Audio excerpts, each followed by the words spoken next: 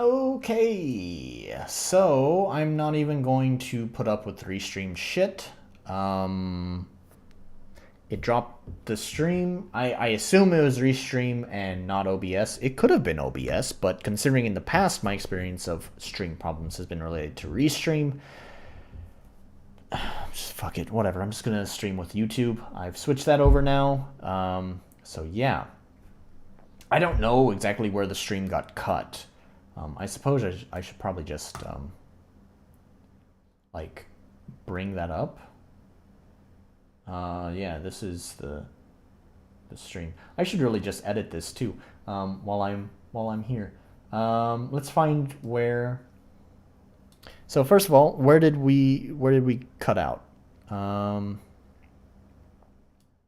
What was I talking about? Let's go all the way to the end here. And will it let me play? Well, let's skip forward. Reminded me of what is it called? Lava Island? Lava Volcano? I'm not sure, from Paper Mario.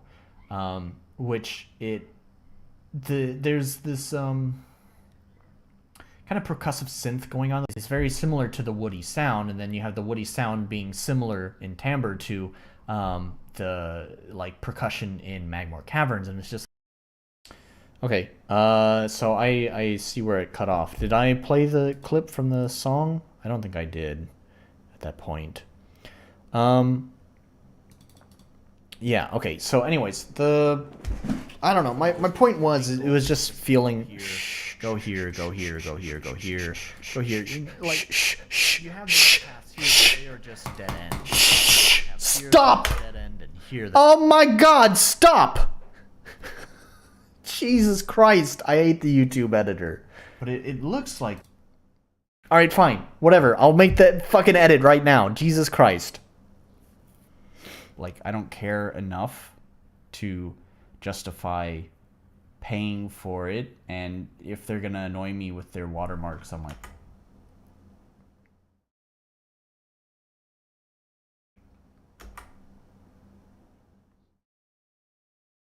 whatever, I'll do this later. Never mind, fuck it.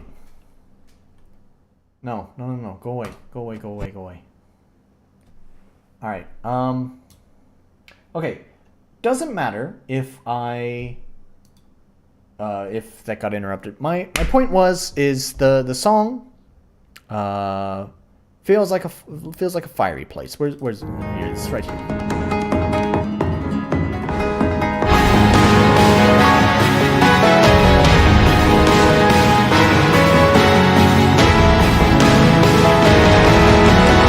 This, the drums.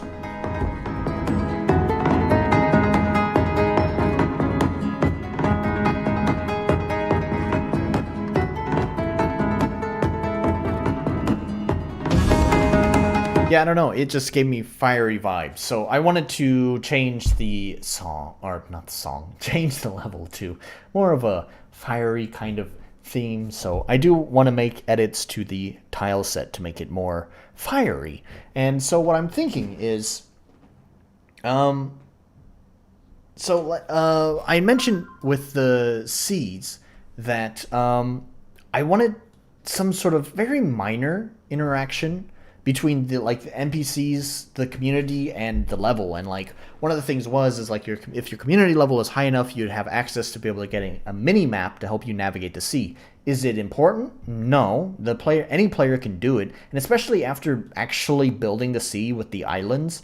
I've not had a lot of trouble navigating the seas. It's been fairly easy finding these islands, especially because I gave a nice big hint with these very large light blue sections surrounding the islands.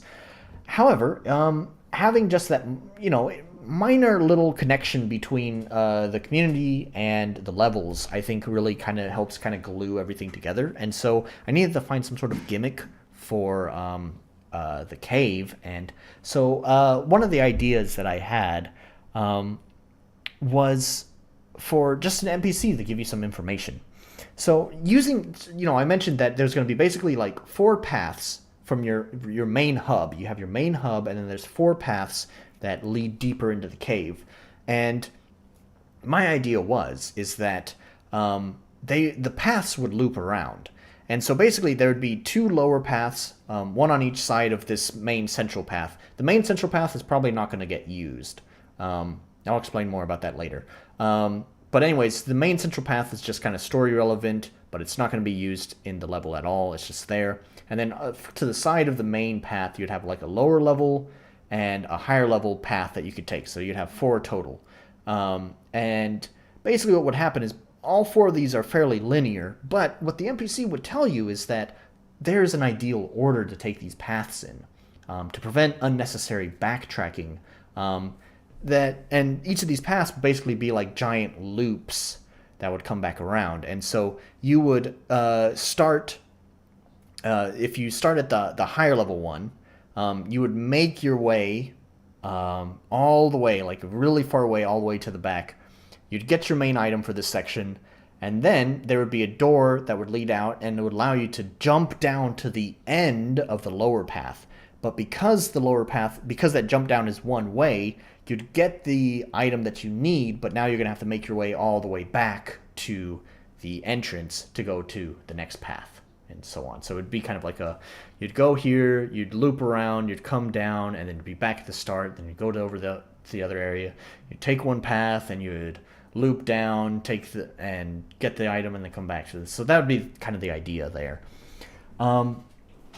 Then I'm not entirely sure how I want to do it, so this is where the chisel idea came in. So I was thinking is that the main idea would be for, if this is like a hot area, story-wise, this cave was actually more of a tunnel, which is where that main path was that I was talking about. We can switch over to this camera, since we're not really doing anything in RPG Maker.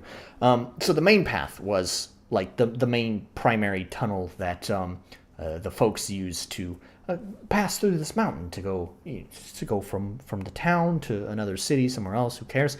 But now obviously, if it's going to be hot and lava-y, well, you can't really travel it very well because it's hot, and I don't know, you might fucking burn alive or something. Also, I kind of figured maybe the bridge would be out or something like that. So, anyways, so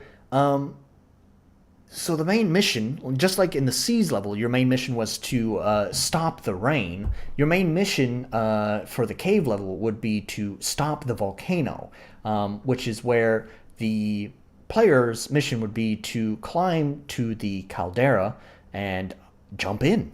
That's the correct word, right? Caldera is the let me just double check that to make sure I'm using that correctly.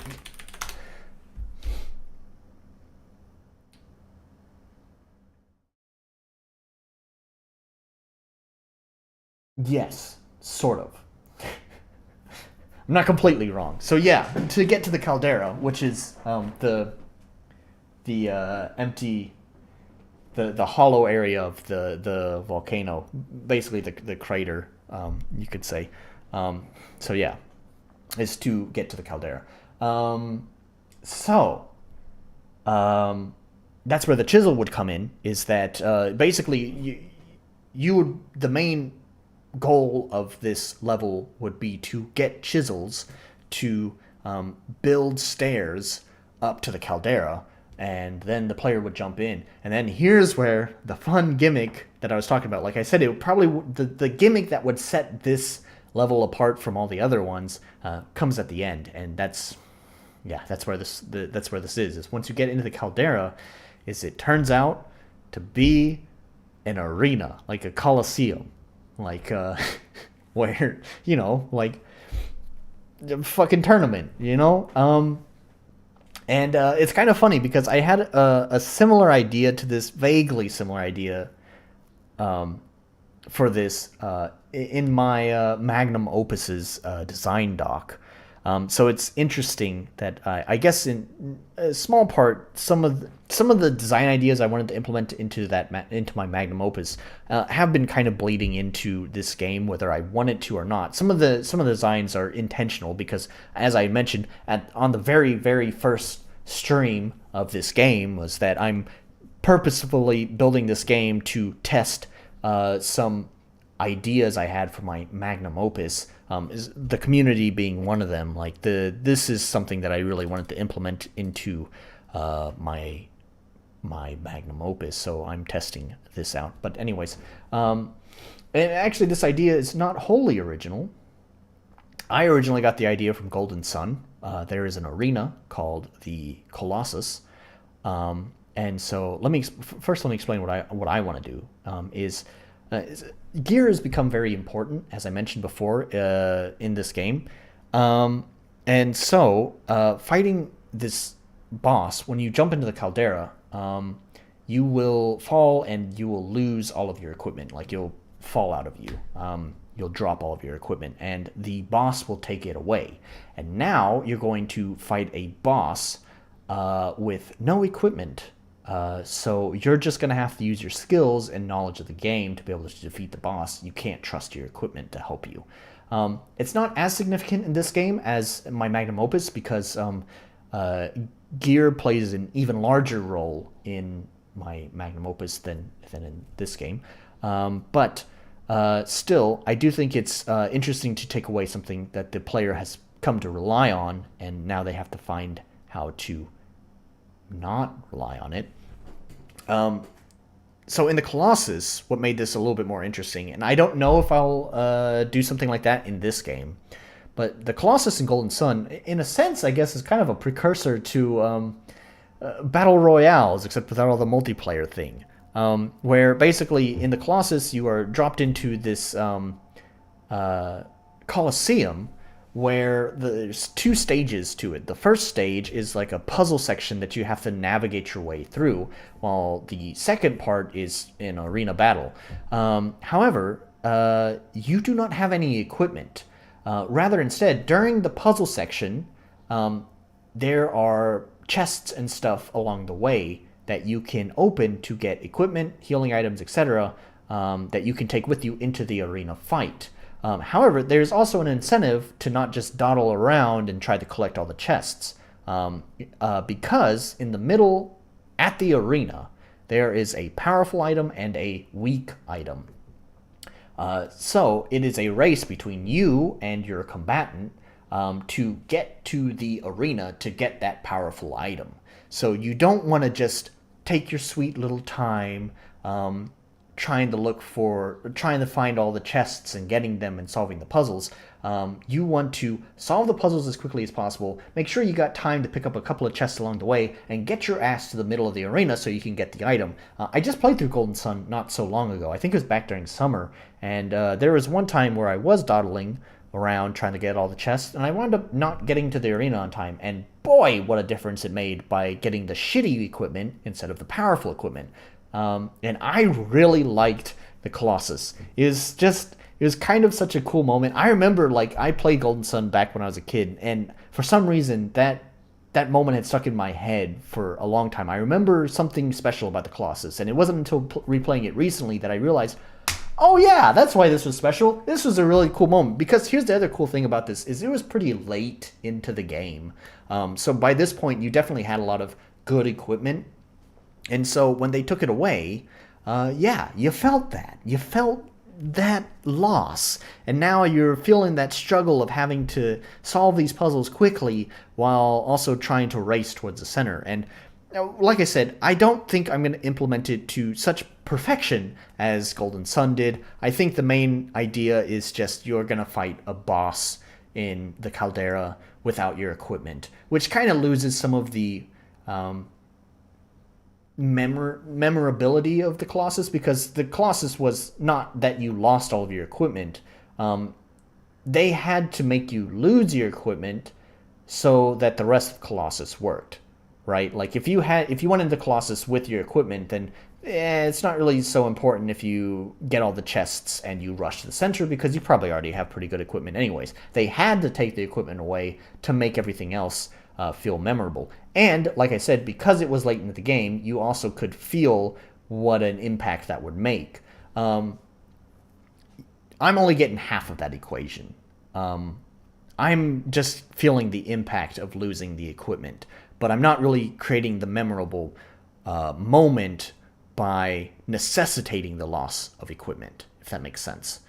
So maybe I'll work on that idea. Especially, the one thing I'm worried about is, so I was play testing like I said, you can now go from the beginning of the game to the boss of this level. And so I was playtesting that. I will say I didn't manage to make it to the boss. That's because of had several soft locks along the way that I had to resolve and then restart and then resolve and then anyways. I was timing to see how long it took me to do this. Now, granted, I have the knowledge. Why do I have the hiccups? I have the knowledge of being the developer, so I'm able to get through this pretty quickly because I know exactly what I'm doing. But even still, I would say it would take about an hour to get through this level. And my one concern is that my idea for the cave with these four paths, it's going to be like this moment here, this stretch of walking that happens. If you remember, I don't know how many streams ago when I had gotten to this point, is I was concerned about how to make this stretch interesting. And it's basically, first of all, it was kind of challenging to make it interesting when the goal was just to go from point A to point B. Making that interesting was a little bit tough. I implemented some fairly basic design stuff. Like there's this very minor decision in paths. Like they both lead to the same place, but there's at least a minor decision. And there's some jumping there just to kind of mix things up and a couple of enemies along the way. But it's fairly short too. When you're just going from point A to point B, it's fairly short. So my concern is, let me just get to the point here, is that I'm worried the cave level will be much shorter than this. In fact, actually, probably the forest level too. The one thing is I have made improvements. I do think I can make improvements on the levels going forward from this point. The one thing I don't think I can improve is the length of the level. In fact, I'm more worried that the next levels will be shorter in their playtime. So if that is the case, maybe I will try to implement some more Colossus-like elements when the player loses their equipment. Maybe kind of like the Colossus, where there's chests and puzzles along the way. Maybe those chests and puzzles will contain their lost gear, and maybe there's a timer or something that is ticking down. So you want to try to collect as much of your gear as you can along the way, but you don't have enough time to collect all of it. So you're just trying to get it as quickly as you can and then get to the boss or something like that. Or maybe the boss is, I don't know why you'd want to get to the boss. Maybe the boss is like chasing you or something. And so you're trying to collect the stuff along the way, but trying to keep ahead of the boss until, I don't know, maybe you get backed into a corner and then you just fight the boss with what you have. I don't know. That also sounds like a pain in the ass to implement in RPG Maker, so I don't know if that will get implemented or not. But I'm just saying, if the level is too short, then maybe I'll start trying to consider something like that. I think the one thing that it does lack is mini games, environmental puzzles. Now, this all can change because this is all theoretical. The level doesn't exist at all. So I'm just talking off of my head from the very loose vision of what I have of the level in my head right now. And the one thing about the C's is that you do have, I keep opening up help tabs every time I switch over to the this screen here. You do have these 3 islands, which I do think are kind of fun in their own right. They're like short little mini games. Like this one is a little riddle. It's a little brain racker. This one is a platforming puzzle where you have to rush to get to the top. It's a little short race. And then this one is a gauntlet, and you have those 3, puzzles that you have to solve. And I don't see many puzzles right now for the cave. And that could be one reason why I feel like it might be shorter, is because if I don't have those puzzles for the player to solve, then the level will just be basically go from point A to point B kind of situation. So I'm not sure. Yeah, I don't know. things will definitely change and hopefully improve once I begin work on it, which hopefully will be this week. But it might not be. There are a few things that I need to touch up in this level as well. I don't know how much I want to work on balancing either. I do think I will try to implement the different ranks of the boss battles. So the one thing that I haven't done yet, besides I've already mentioned I didn't complete the end level kind of sequence after you beat the boss, but both the mid boss here and the final boss here only have their first rank, which is I'm talking about the enemy scaling thing. So they only have just the basic expected level. For the mid boss, that could be levels, player level. They're expected to either be player level 2 through 10. For the final boss of the level, I'm expecting the player to be at least 4, so 4 to 10. So right now, they only have that first rank, which would be players level 3 and 4. So that doesn't technically align with the expected level, but that's okay. So yeah.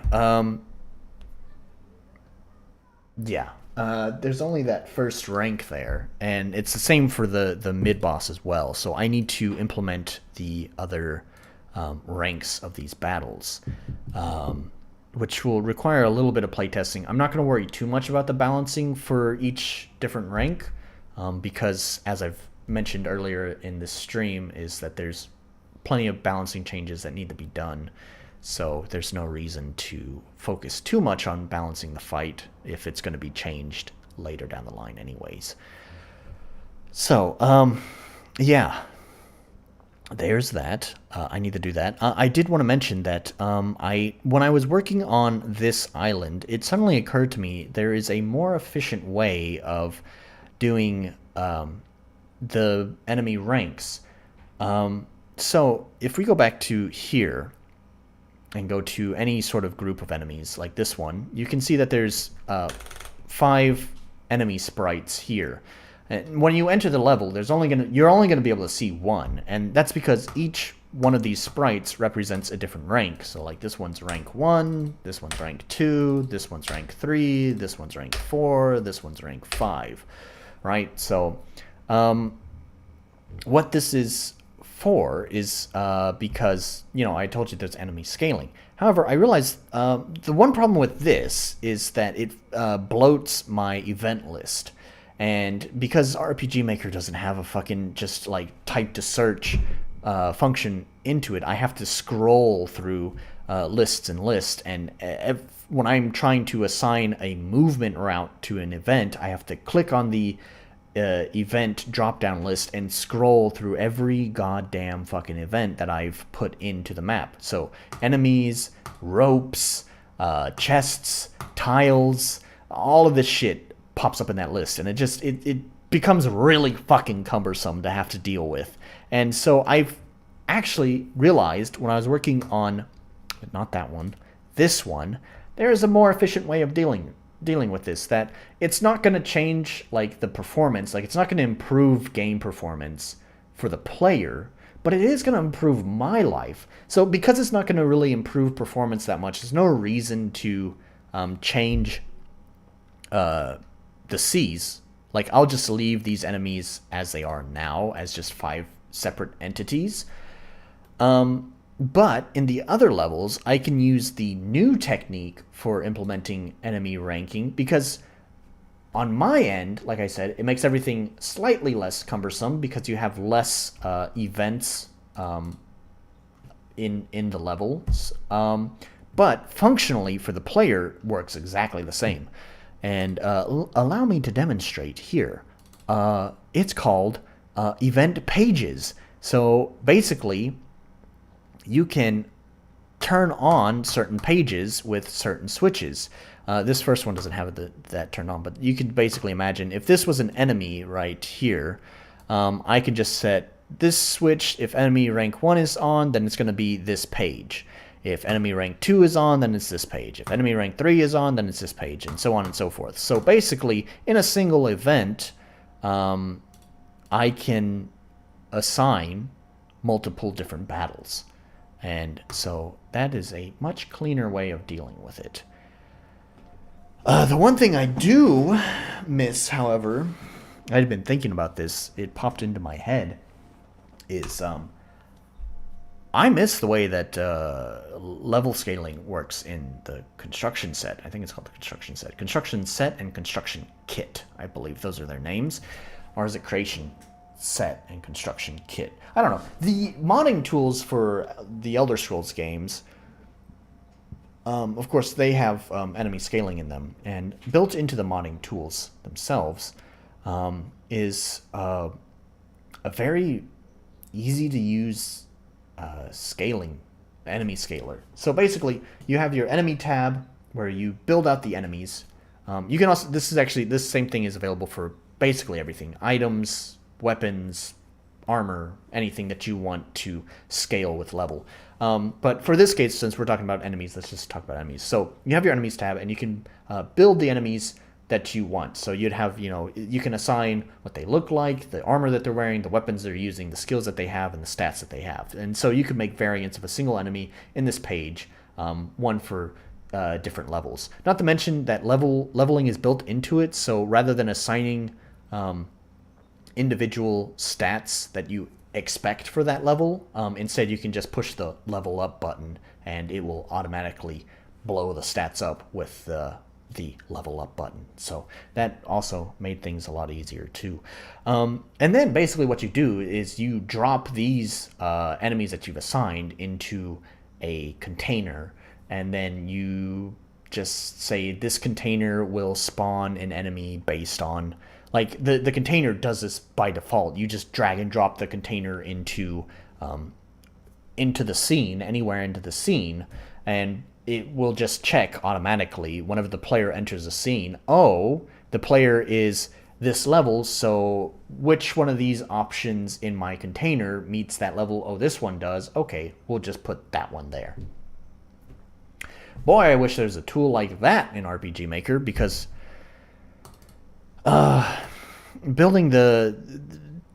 keeping track of this enemy scaling thing is a nightmare. There's a few other things I've kind of learned along the way. I don't think I want to implement yet, but or I'm probably not going to implement in this game, but the if lose condition could have easily been summarized into a common event that could have just been called. I think that would work. I've said that about common events in the past and have realized, oh, actually it doesn't work. But I'm pretty sure in this case that would work, because I could just assign the if lose conditions to a common event, which would really clean up the clutter here in each event, because every event has this if lose logic just there. Yeah, I don't know. There's a lot of things I probably could have cleaned up that would have made this a lot simpler, but yep, I'm also realizing it's using the sandbox values. Motherfucker. I'm gonna have to go through and reassign all this shit. Okay, anyways, yeah, so, but I think that's pretty much gonna be it for tonight. So just to recap, what's hopefully will get done maybe this week, no promises, is I still need to implement the intro sequence for this level. So hopefully that gets done. I need to build this house, the interior of this house, so I can move this NPC inside. Something I didn't mention in this stream, but it's not that important, is this island, which is an optional island. I need to build its interior. Maybe that will get done. Since it is optional, I might save it for later on down the line. I do know what I want to do for that island. I've had that idea in my head for a little while now, but anyways. And I need to implement the end of the level, like whatever happens after you beat these bosses. I don't know if I'll get all of that done, but if I do... Oh, can't forget, also I need to do the different ranks for the mid-boss and the boss itself. So that was the last thing I was just talking about. So if I can get all that done, then maybe I'm not even on the right screen. Doesn't matter. It doesn't really matter. I have fucked up this fucking this live stream so bad. Anyways, and you know, if maybe I will start work on the next level. The thing is if I'm going to modify the tile set, I might be working on that this week. And if depending on how long I spend on modifying the tile set to meet my vision, then I could be working on it for a long time, and because I'm working on that, I won't even have a single tile implemented into the game. So yeah, so I don't know. We'll see. Anyways, that's gonna be it for game development this week. Thank you guys very much. Check the links down in the description. You can check out my book, check out my music, and check out my other game, my previous game, which was not as competently put together as this game, but still pretty good and pretty short. So anyways, do that. And also, don't forget to smash that like button and hit the subscribe. I can't stand saying that. Just do it. And that's going to be it. So, thanks, guys. And see you next time. On YouTube, by the way. I think I'm just going to stop using Restream. So, yeah, on YouTube. Bye.